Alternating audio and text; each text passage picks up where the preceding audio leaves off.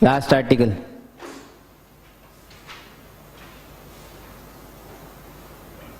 To find the condition,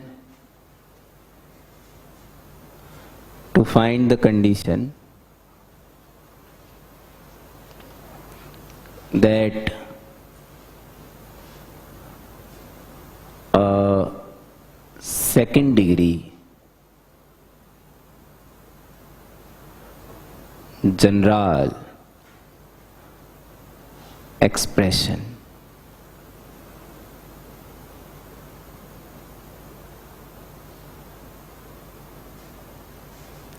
may be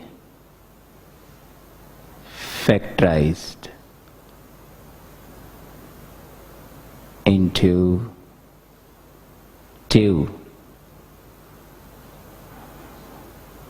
linear expressions.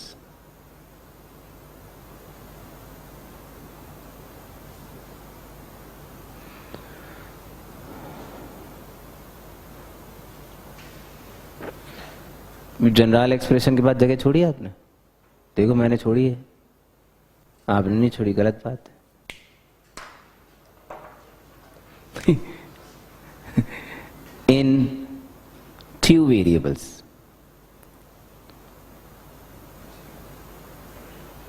और बीच में लिख लो यार, कहीं भी लिख लो। अरे इसके बाद second degree general expression in two variables may be factorized into two linear expressions.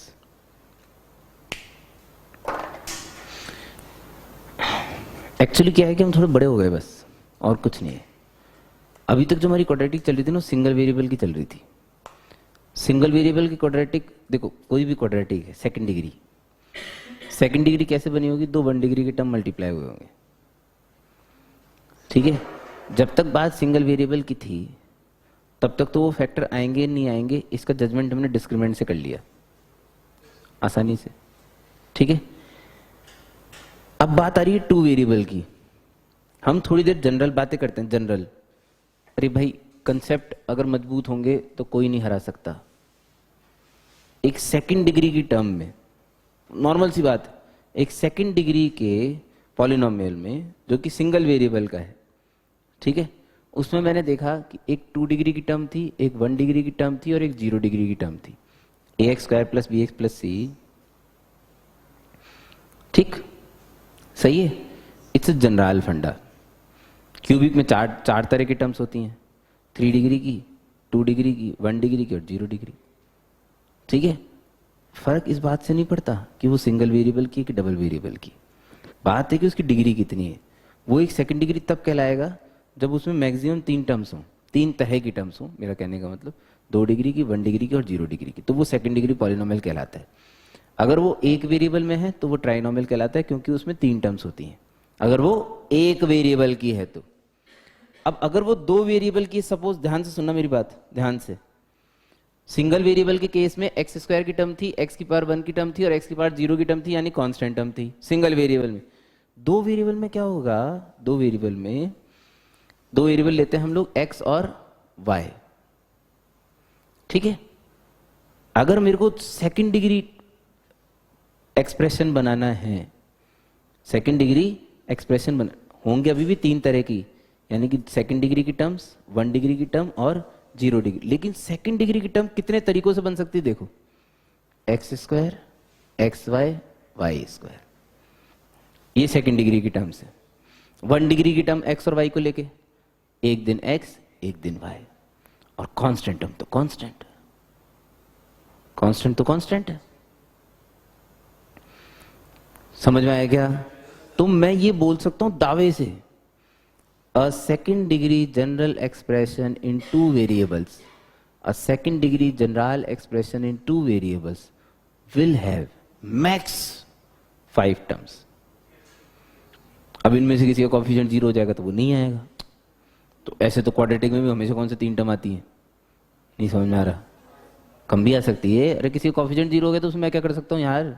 मैं तो मैक्स बता सकता हूँ, लेकिन ठीक है। तो ये जनरल क्वेश्चन हो गया, conceptual, it's a conceptual question. अब मैंने आपसे बोल दिया, अब मैंने पूछ लिया आपसे, a second degree general expression in 3 variables will have max number of terms. सोचिए और आंसर दीजिए, डेंचू डेंचू मत करना, और कॉपी में कोई नहीं लिखेगा, कॉपी में नहीं लिखना है, सिर्फ हवा में सोचना है और उंगलियों पे काउंट करना है। A second degree general expression in 3 variables x, y, z will have number maximum number of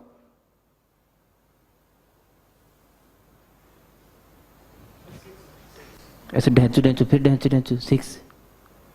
ढैंचू नहीं करना ना, सबर रखना है भाई। 6 तो 2 डिग्री की है गेले, पागल आदमी। 6 तो 2 डिग्री की, x² y² z² x y y z z x। क्या गिन रहे हो पता नहीं तुम लोग।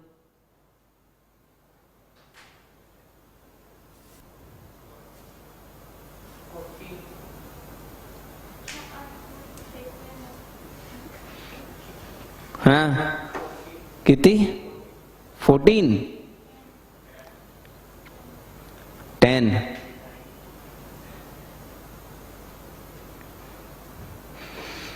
बहुत अलग अलग आंसर हैं भाई साहब, खुशी जी ने खुश कर दिया लेकिन आज तो भाई x² y² z² comma comma है बीच में, से मल्टीप्लाई नहीं हो रहे हैं।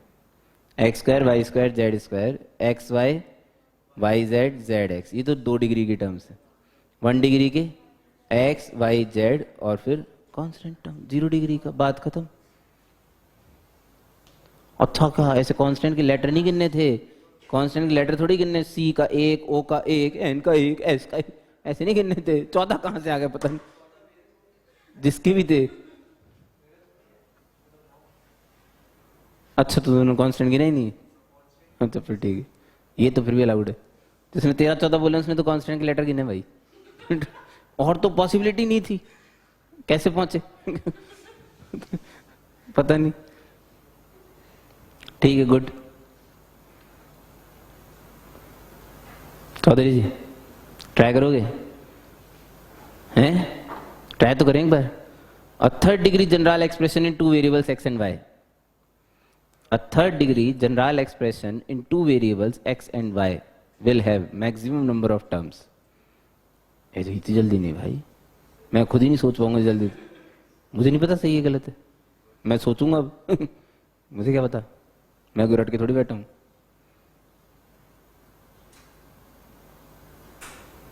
थर्ड डिग्री बोला ना मैं, हाँ तो थर्ड डिग्री का मतलब 3 डिग्री की टर्म्स, 2 डिग्री की टर्म्स, 1 डिग्री की और 0 डिग्री की। पहले क्लियर कर दूं,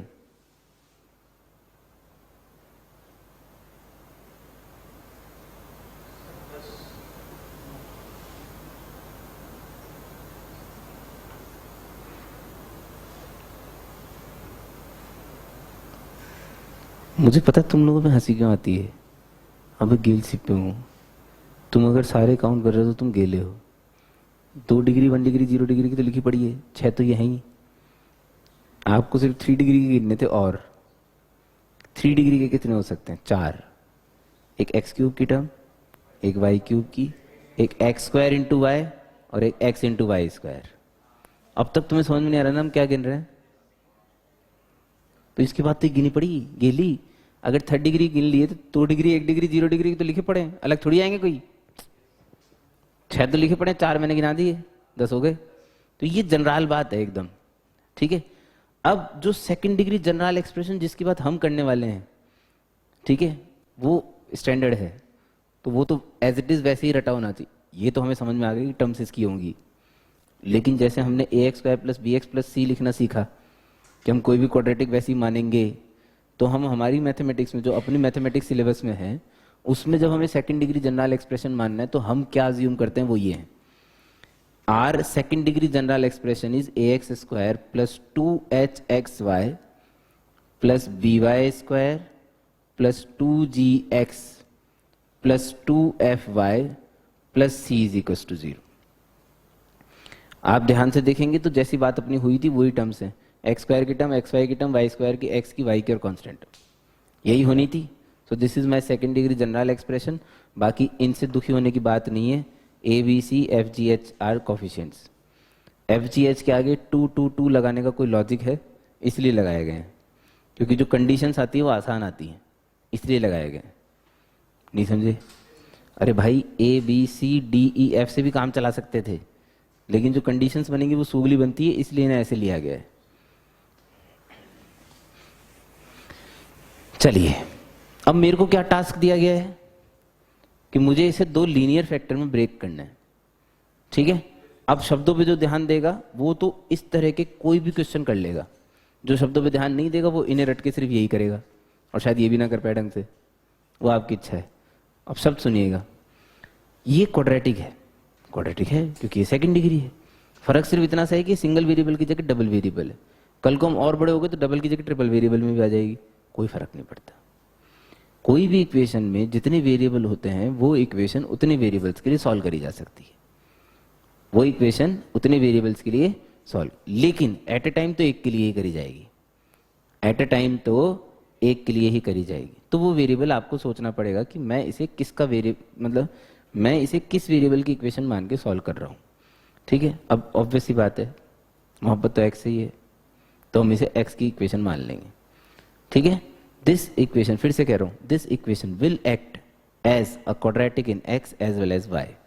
ये एक्स की भी क्वाड्रेटिक, ऑब्वियसली दो वेरिएबल की तो दोनों ही क्वाड्रेटिक है, ये एक्स की भी क्वाड्रेटिक लिखी है और ये वाई की भी क्वाड्रेटिक लिखी है। इसे एक्स की क्वाड्रेटिक मान के भी सॉल्व किया जा सकता है, इसे वाई की क्वाड्रेटिक मान के भी सॉल्व किया जा सकता है। ठीक है, मेरी हैबिट एक्स की लिए ज़्यादा है, इसलिए मैं इसे एक्स की क्वाड्रेटिक मान के सॉल्व कर रहा हूँ।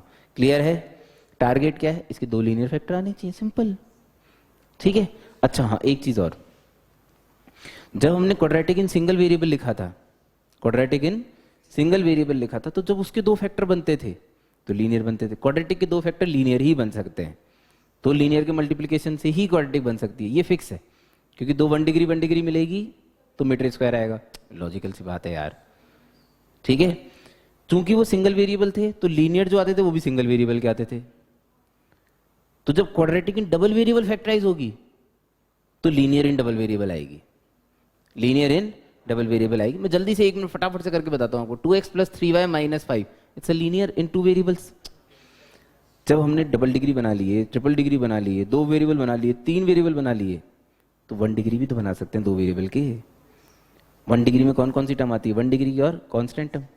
तो लीनियर इन टू वेरिएबल्स में कौन कौन सी टर्म्स आ सकती है? एक्स की, वाई की और कांस्टेंट। वही तो है यार, बचपन से करते आ रहे हैं, नई चीज नहीं है। लीनियर इन टू वेरिएबल बचपन से आ रहा है। अगर एक लीनियर को और मल्टीप्लाई कर लूं सपोज, ठीक है, देखो आपको इतना बड़ा बनना है, नहीं बन पा रहे हो तो जबरदस्ती बनो, बिना मल्टीप्लाई करे इनकी टर्म्स कि इनमें कौन कौन सी टर्म आएगी ये गिनने के काबिल जरूर होने चाहिए। एक्स स्क्वायर की टर्म आएगी, वाई स्क्वायर की टर्म आएगी, कांस्टेंट टर्म आएगी, एक्स वाई की टर्म आएगी, ये भी एक्स वाई है इसलिए दोबारा गिनने की जरूरत है नहीं। ठीक है, एक्स की टर्म आएगी और वाई की टर्म आएगी, वही टर्म्स हैं, यही मैंने यही टर्म्स गिनाई हैं आपको, एक्स स्क्वायर की, वाई स्क्वायर की, एक्स वाई की, एक्स की, वाई की और कांस्टेंट टर्म। सही बात है। तो एक्चुअल में इन दोनों के मल्टीप्लिकेशन से इस तरह की इक्वेशन, वो तो नेचुरल सी बात है यार। क्वाड्रेटिक इन वन वेरिएबल के फैक्टर से लीनियर इन वन वेरिएबल्स आती है, क्वाड्रेटिक इन टू वेरिएबल के फैक्टर से लीनियर इन टू वेरिएबल्स आएगी। इसका मतलब मुझे इसे किस में फैक्टराइज करना है? लीनियर इन टू वेरिएबल। दो मेरे को स्ट्रेट लाइन के एक्सप्रेशन जैसे कुछ मिलने चाहिए फैक्टराइज होने के। क्लियर है? क्लियर है? चलो, तो मैंने तो भैया सीधी सीधी सी बात करी समाज में जाके कि भैया मैं तो इसे एक्स की क्वाड्रेटिक के लिए तरह सॉल्व करूंगा। ठीक है, अब कंसेप्ट की बात, जिसकी इक्वेशन इसे माना जा रहा है उसके अलावा बाकी सारी चीजों को कांस्टेंट की तरह ट्रीट किया जाएगा, बाकी सारी चीजों को कांस्टेंट की तरह ट्रीट किया जाएगा। तो मैं इसे एक्स की क्वाड्रेटिक की तरह लिख रहा हूं एक बार, है ना?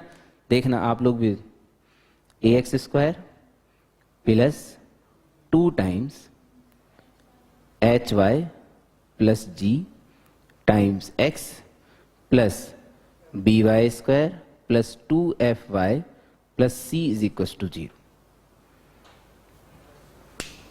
मैंने अपनी स्टैंडर्ड फॉर्मेट में लिख लिया भाई साहब। अब मैं इसे पढ़ूंगा भी ऐसे ही, ax² + bx + c। ये तो मेरी क्वाड्रेटिक हो गई। क्या मुझे इसके फैक्टर करने आते हैं? बिल्कुल आते हैं भाई। x बराबर, हाँ भाई, -2 hy + g, बहुत बढ़िया, ±√4 टाइम्स hy + g का whole square -4 times a into by² + 2fy + c over 2a। बाजी बाजी बाजी, 4 गया बाहर लेके, 2 लिखते उससे पहले बजा दिया अंदर ही। ठीक है, चलो क्रॉस मल्टीप्लाई कर सकता हूँ? नहीं कर सकता? कर सकता हूँ भाई, नहीं कर सकता।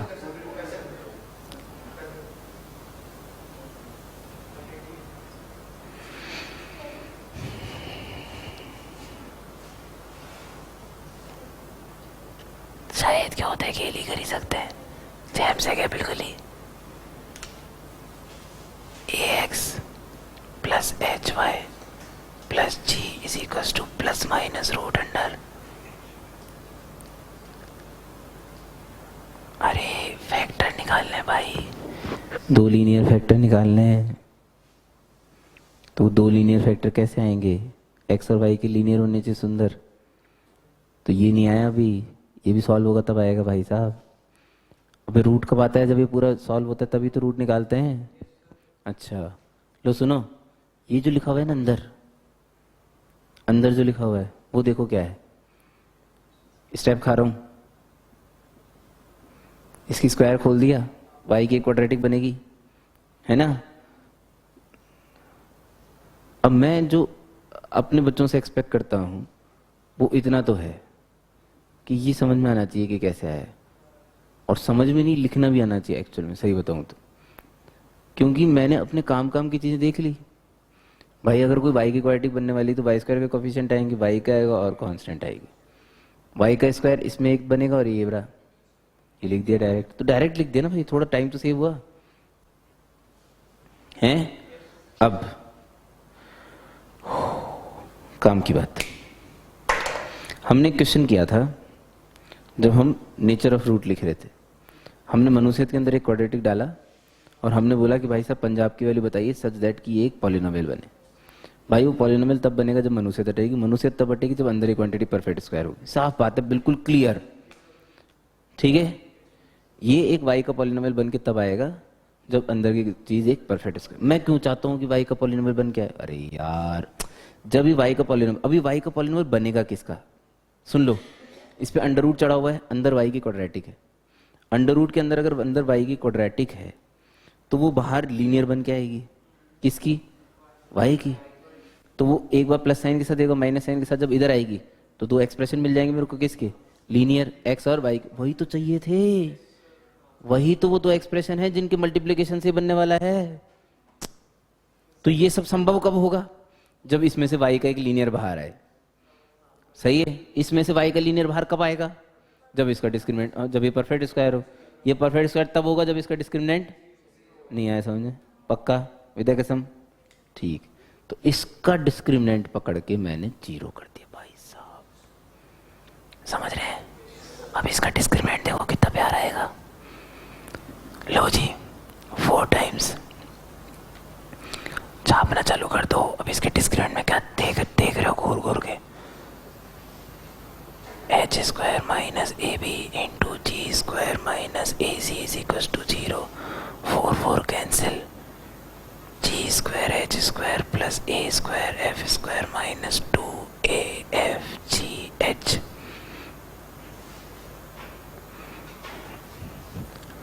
Minus G square H square plus H square A C plus G square A B, सही है, minus A square B C is equal to 0। कुछ बचने के बाद आई बाजे। Oh my God, oh my God, oh my God, oh my God. ए को मना रहा है, ए को मना रहा है भाई साहब, ए भी गया। अब सुनो, मैं एक स्टेप खा रहा हूं। मास्टर कैसे खा रहा है? क्योंकि मेरे को रिजल्ट याद है। A B C plus 2 F G H minus A F square minus B G square minus C H square is equal to 0। ये जैसे बोला गया है वैसे ही रटा हुआ होना चाहिए। बिल्कुल सही सोच रहे हैं आप, रात को 3 बजे भी रटा हुआ होना चाहिए भाई साहब। A B C plus 2FGH minus AF square minus BG square minus CH square is equal to 0। एक सेकंड डिग्री जनरल एक्सप्रेशन दो लीनियर में फैक्टराइज हो सकता है अगर इस कंडीशन को फुलफिल करें इसके कॉफिशिएंट्स। यदि इसके कॉफिशिएंट इस कंडीशन को सेटिस्फाई करते हैं तो ये हमेशा दो लीनियर में फैक्टराइज्ड होता है। अच्छा ठीक है, ये बात तो समझ गए हैं। इसमें एक कहानी में ट्विस्ट और है, एक अच्छा, कोई अगर बहुत बढ़िया क्वेश्चन बनाना चाहेगा तो वो बना सकता है। सुनना एक मिनट, मैं एक अच्छी चीज बताता हूं आपको।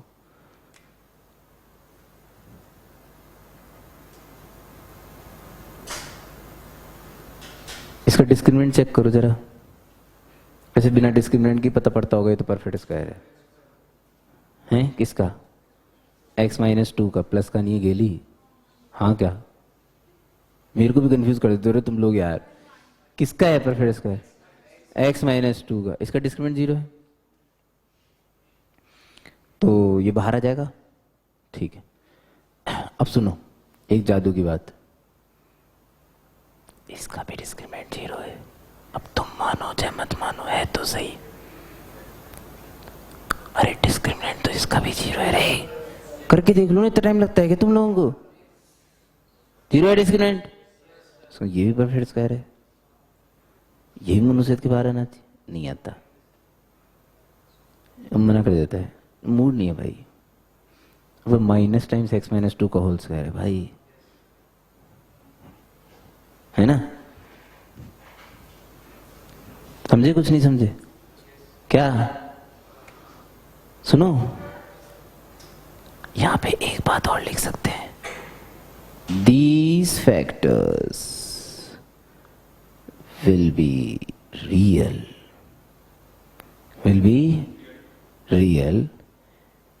if with an extra f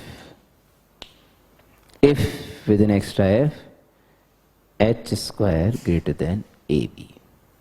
hey master कहाँ से लाया? अभी यहाँ से लाया, गिले बताया, अभी समझाया तो। वाई स्क्वायर कोएफिशिएंट पॉजिटिव होना चाहिए। एक एक्स्ट्रा कंडीशन भाई साहब, ये जो फैक्टर हमने बनाए ये रियल कब होंगे? अरे जब वाई स्क्वायर कोएफिशिएंट पॉजिटिव होगा, क्योंकि तब ये परफेक्ट स्क्वायर अच्छा बन के बाहर निकलेगा। समझ गए? वो रियल के लिए अगर पर्टिकुलरली उसने पूछ लिया क्वेश्चन में तो, वरना तो मेरे लिए इतने काफी है।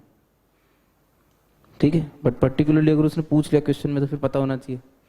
चलिए, तो मैंने क्या बात करी, एक सेकंड डिग्री जनरल एक्सप्रेशन दो लीनियर में फैक्टराइज हो पाएगा अगर वो इस कंडीशन को फुलफिल करता है। ठीक है, चलिए, इसके एक तरीका और बताया गया है मार्केट में इस कंडीशन को याद रखने का।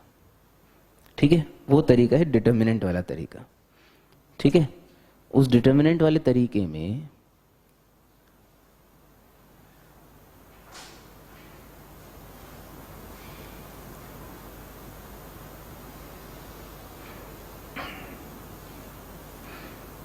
अब देखो, मैं तो शरीफ आदमी, मैं तो पहले ही डिक्लेयर कर चुका आपको मैं कितना शरीफ हूँ। ठीक है, तो मेरे को तो डिटर्मिनेंट वैसे ही याद थी जैसे मैंने लिखी, ABCFGH, और फिर सिमेट्रिक होने की वजह से F के साथ F, G के साथ G और H के साथ H। सीधी सीधी सी बात, ईमानदारी से।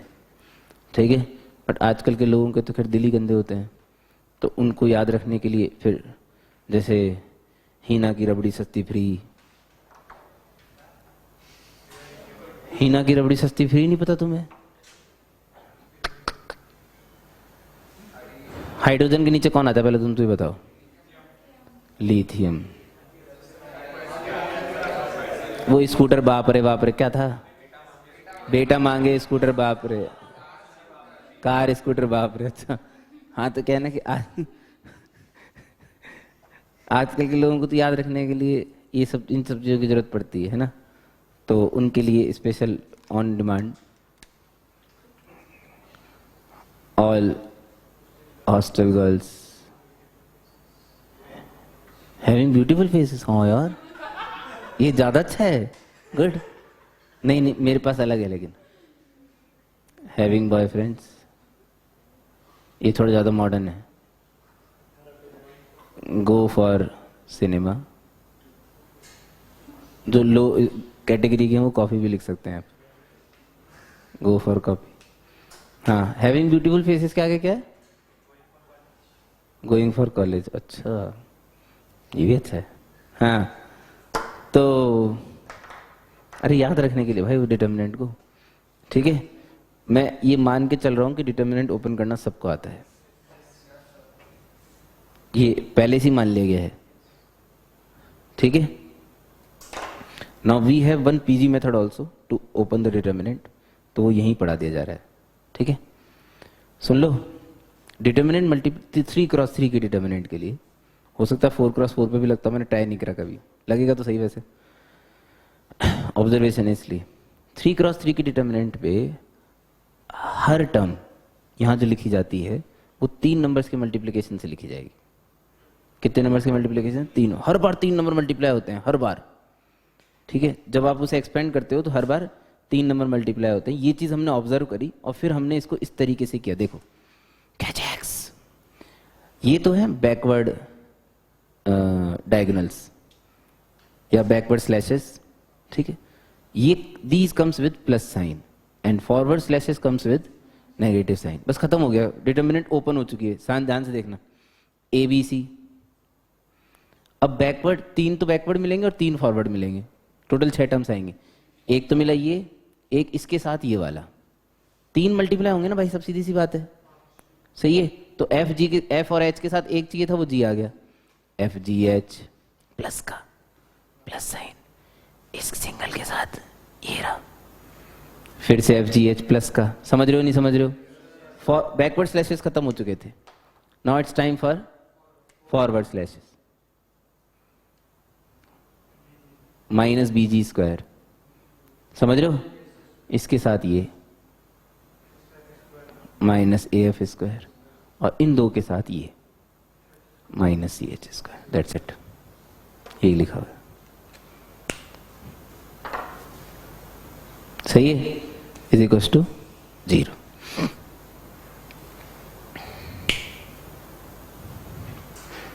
इससे बहुत फास्ट डिटर्मिनेंट ओपन होगी। इस बार जेईई एडवांस 2018 में जो क्वेश्चन पूछा गया था डिटर्मिनेंट का, वो भी बहुत अच्छे से सॉल्व होता है इससे।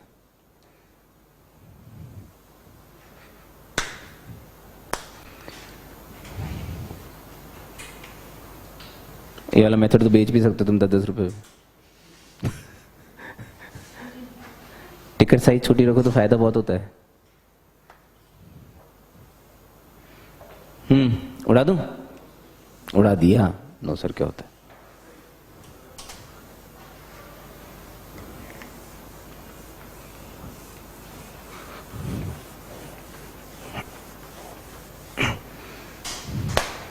क्वेश्चन, show that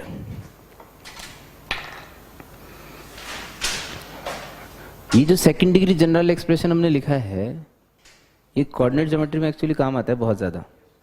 चूंकि it was related to quadratic, इसलिए क्वाड्रेटिक में पढ़ाया जा रहा है, ठीक है। ये pair of straight line, circle, parabola, ellipse, hyperbola सबको रिप्रेजेंट करता है, तो ये पढ़ेंगे तुम वहां पे भी।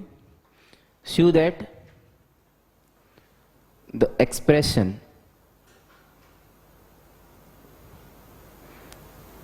To X square plus 3xy plus Y square plus 2y plus 3x plus 1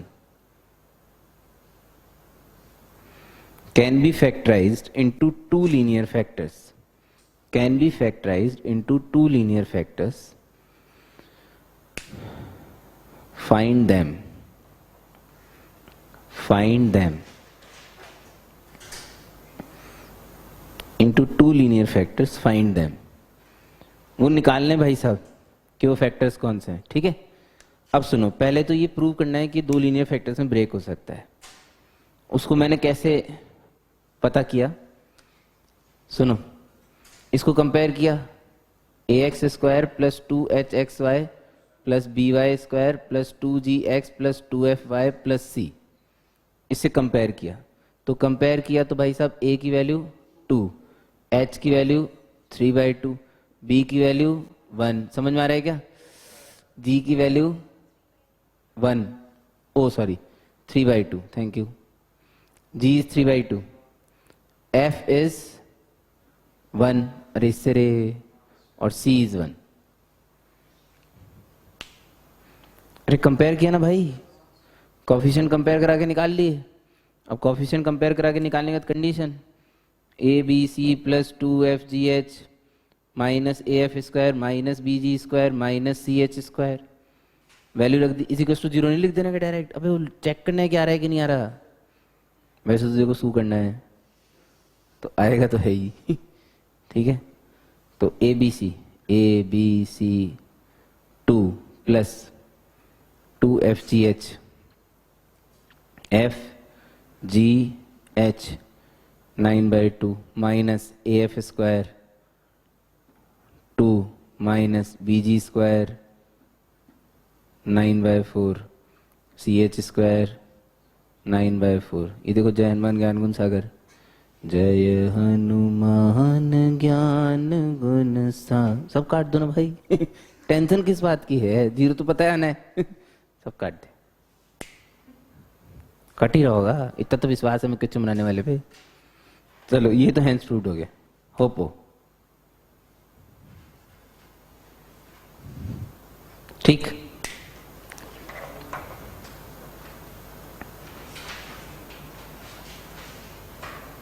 क्या हुआ रौनक जी? मैं क्या करूं भाई, अब मुझे ये भी नहीं पता कि मुझे रौनक क्यों याद आता है। ऐसा तो मेरे को रौनक नाम का कोई इतने सारे रहे नहीं कभी। रौनक तो पता नहीं, नाम भी पहली बार ही होगा शायद। रौनक तुमने पहले बताया था फर्स्ट डे, तुम्हें पहले दिन से राघव याद है?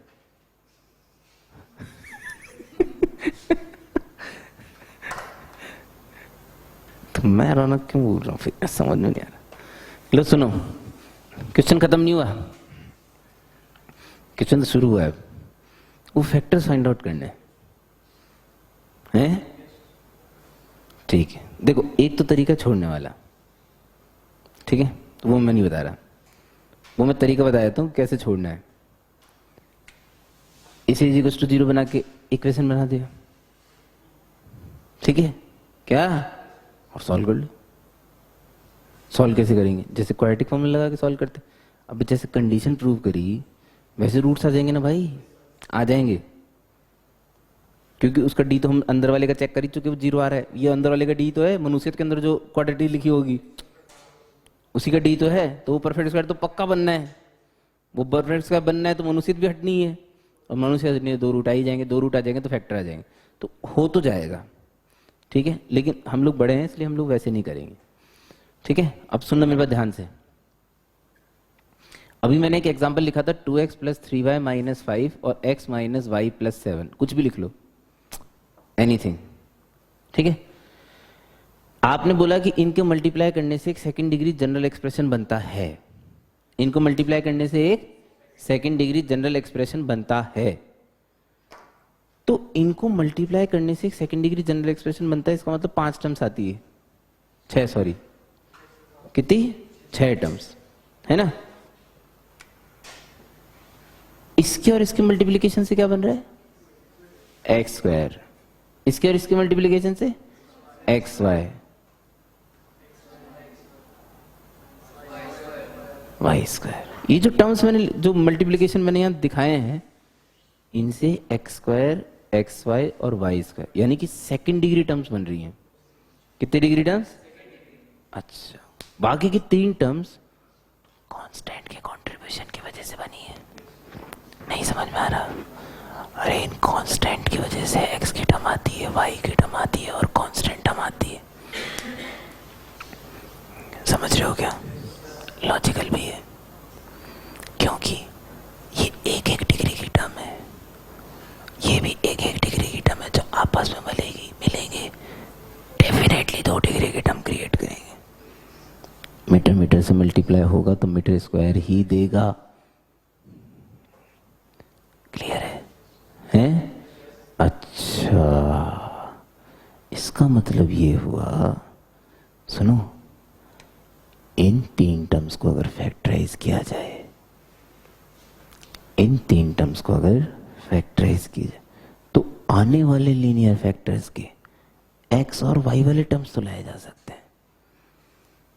ये टर्म्स कांस्टेंट्स की वजह से क्रिएट हुए होंगे।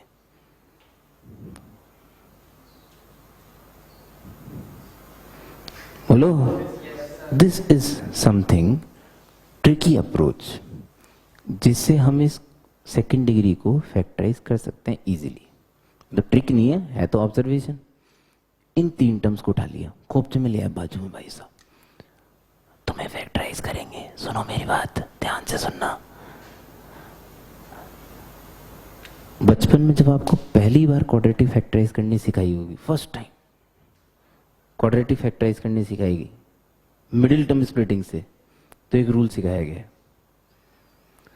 एक रूल सिखाया गया होगा ना मिडिल टर्म स्प्लिटिंग का, कि मिडिल टर्म को आपको ऐसे 2 नंबर्स में ब्रेक करना है जिनका मल्टीप्लिकेशन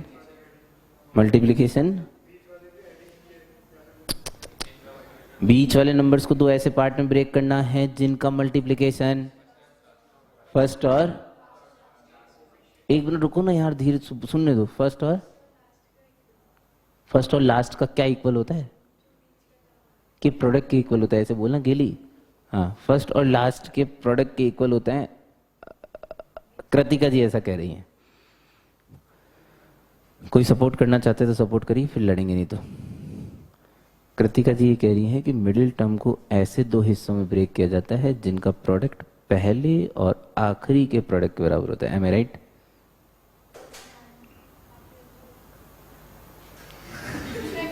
मैं ये मेरा निशाना बहुत तेज है भाई साहब।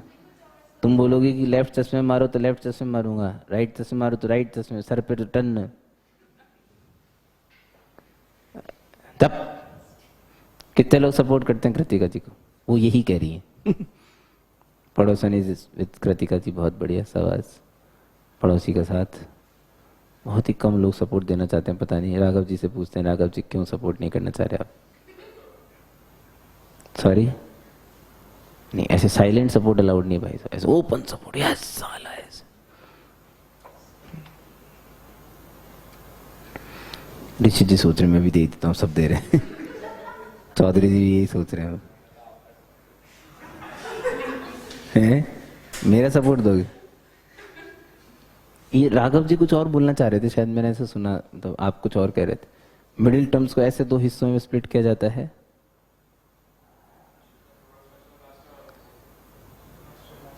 चलो इसमें पूछते हैं ना, इसमें पूछता हूँ, चलो छोड़ो डिच, इसमें पूछ लेते हैं। मिडिल टर्म को ऐसे 2 हिस्सों में ब्रेक करना है जिनका प्रोडक्ट किसके बराबर होना चाहिए। इस क्वेश्चन में चुप रहना, बाकी सब धीरे से बोलना, धीरे से, तेज नहीं बोलना है, धीरे से।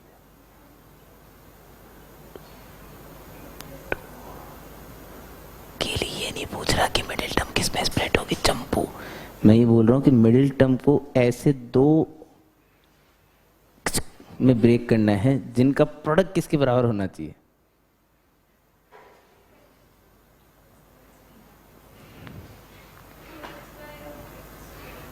You are right. ठीक है, चलो मिडिल टर्म जो होती है ना, मिडिल टर्म, ठीक है, मेरे मास्टर ने जो मेरे को बताया था ना, मैं बताया हूँ आपको, ठीक है। मिडिल टर्म की स्प्लिटिंग ऐसी होनी चाहिए कि उनके प्रोडक्ट से 2 बने। प्रोडक्ट से क्या बने? 2, और एडिशन और सब्ट्रैक्शन से 3। खुद का मिडिल टर्म बनना चाहिए, सही है। जबकि वास्तविकता ये है कि मिडिल टर्म ऐसे 2 हिस्सों में स्प्लिट होगी जिसका मल्टीप्लिकेशन पहले और तीसरे टर्म के मल्टीप्लिकेशन के बराबर होना चाहिए। कोएफिशिएंट के नहीं, टर्म के। तो टर्म का मल्टीप्लिकेशन क्या बनेगा? 2x² y²। और सम से या डिफरेंस से क्या बनना चाहिए? 3xy। 3 नहीं, 3x। मिडिल टर्म बननी चाहिए खुद। ये टर्म्स का गेम है, कोएफिशिएंट्स का गेम नहीं है। एक्चुअली अभी थोड़ी देर पहले किसी ने कोएफिशिएंट बोला था, अब वो पता नहीं वापस बोल नहीं रहा है, कमीनापंती कर रहा है, लेकिन किसी ने तो बोला था कि पहले और तीसरे के कोएफिशिएंट के प्रोडक्ट के बराबर होना चाहिए। ऐसे कहा था किसी ने, मेरे मास्टर ने वही सिखाया था, सबको मास्टर वही सिखाता भाई। सो समझे? इसकी स्प्लिटिंग क्या हुई? 2xy + xy। इनके एडिशन से बन रहा है और प्रोडक्ट से 2x² y² बन रहा है। तो इसका मतलब स्प्लिटिंग तो सही है, समझ रहे हो क्या? इसमें से common common x plus Y, इसमें से y, तो 2x प्लस वाई और x plus Y, 2x plus Y और x प्लस वाई, ये इन 3 टर्म का फैक्टर है हैं? तो सिर्फ 3 ही टर्म थोड़ी दी थी, वाह, 3 ही टर्म थोड़ी थी, आगे भी तो थी। तो आगे वाले तो किससे आए होंगे? कांस्टेंट से, तो कांस्टेंट मान लेते हैं। ये लो C1 और C2, नहीं समझे? वो ही करेंगे आइडेंटिटी वाला कंसेप्ट। कौन सा आइडेंटिटी वाला कंसेप्ट? अगर ये दोनों इनके फैक्टर्स हैं तो इसका मतलब इनके प्रोडक्ट से वही बनना चाहिए, इनके प्रोडक्ट से वही बनना चाहिए, सेम। समझ रहे हो? एक्स स्क्वायर एक्स वाई और वाई स्क्वायर कोफिशिएंट मैच नहीं कराऊंगा, नहीं समझ में आया? एक्स स्क्वायर वाई स्क्वायर और एक्स वाई कोफिशिएंट मैच नहीं करो तो किस किस के कराएंगे जल्दी? एक्स वाई और कांस्टेंट, बहुत बढ़िया। एक्स का कोफिशिएंट बोलोगे क्या इसमें? एक्स का कोफिशिएंट 3 है, इधर बोलो, इधर एक्स का कोफिशिएंट जल्दी। 2C2 प्लस C1, समझना पड़ेगा भैया, ऐसे नहीं चलेगा। वाई का कोफिशिएंट बोलो उधर 2, इधर बोलो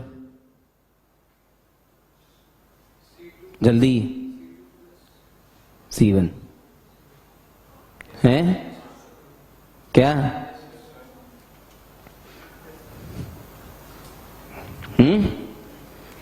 ये तो बड़ी लल्लू सी इक्वेशन बनी है। बाजे C2 बराबर 1, C1 बराबर 1। कुछ समझ में आ रहा है क्या? क्या फैक्टर हो चुके हैं, क्या फैक्टर हो चुके हैं? अभी नहीं हुए फैक्टर, अभी नहीं हुए। सुनो, सबसे इंपॉर्टेंट, कांस्टेंट टर्म मैच नहीं कराई गई अब तक। कांस्टेंट टर्म बोलो। ओ, इट्स ऑटो मैच। इंपॉर्टेंट था, वेरी इंपॉर्टेंट, क्योंकि आपने जहां तक करा था, सुन रहे होगे एक सेकंड, आपने जहां तक किया था, अगर 1 की जगह 17 लिख देता तब भी फैक्टर लिखे आते आप तो।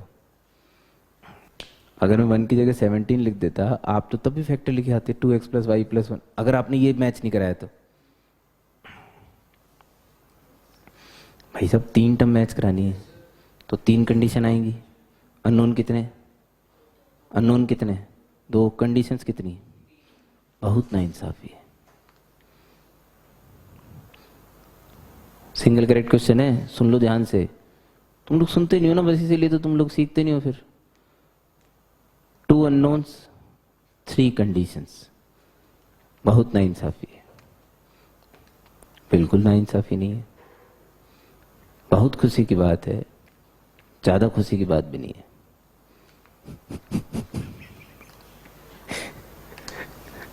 It's a single correct question, choose the best, जल्दी। 2 अननोन 3 कंडीशंस, ये कंसेप्चुअल क्वेश्चन होते हैं भाई साहब। ये पूछ लिया जाएगा ना तो भेजा खराब हो जाएगा, सही बता रहा हूं मैं। मेरे को पेपर बनाने को दे दिया जाए, मैं पक्का पूछूंगा। If you have 3 conditions in 2 unknowns, बहुत नाइंसाफी है, बिल्कुल नाइंसाफी नहीं है, बहुत खुशी की बात, ज्यादा खुशी की बात भी नहीं है।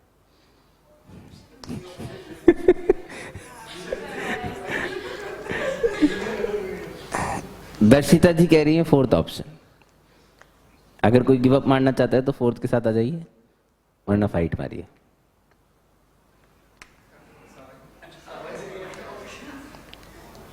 कंसंट्रेशन, योगा किया करो, योगा। कंसंट्रेशन बहुत वीक है भाई तुम्हारा। कितना सिंपल, कितना 14 सिंपल क्वेश्चन पूछ रहा हूं। 2 अननोन है लेकिन कंडीशन 3 है। 2 अननोन निकालने के लिए कितनी कंडीशन चाहिए? चलो तुम तो बताओ। 2, but we have 3, we have 3। तो बहुत नाइंसाफी तो नहीं है भाई, वो तो नहीं है। सही है, पहला ऑप्शन तो बहुत नाइंसाफी है, यही था ना, ठीक है। दूसरा बिल्कुल नाइंसाफी नहीं है, ठीक है। फिर लेकिन तीसरा ऑप्शन है, बहुत खुशी की बात है भाई साहब बहुत खुशी। और चौथा है, ज्यादा खुशी की बात भी नहीं है।